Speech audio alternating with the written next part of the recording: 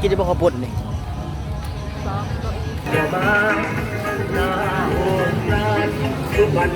แบบโมเรตีพิการนะตีคนพิการตา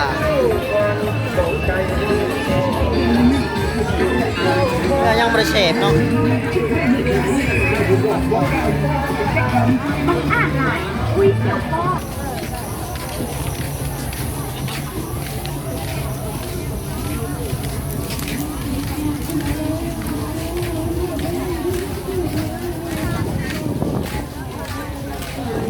เครื่องโบราณนะครับว่าเนาะโบราณ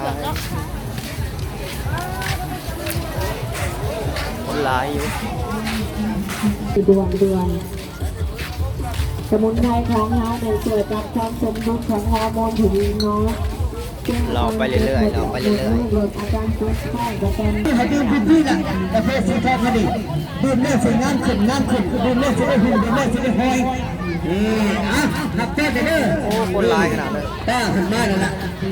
ป้าก็คือเอื้อยเมียดื่มประเภทเป็นสุขภาพเลยครับ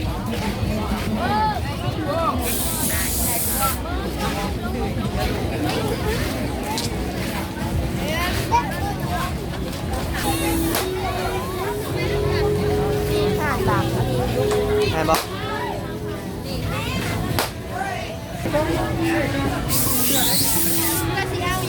ได้ยัง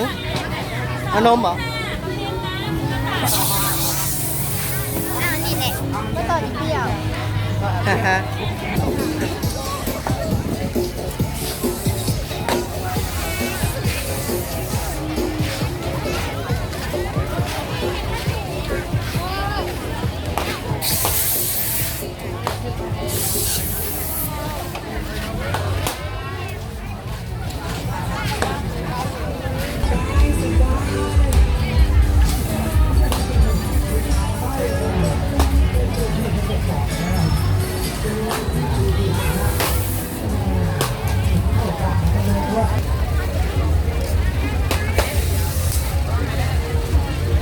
พวงละตัวพวง5กีบ20,000 5พวงเมื่อกี้มันได้ไปนี้เปลี่ยนปรับกราบมาแล้วเมื่อกี้เนี่ย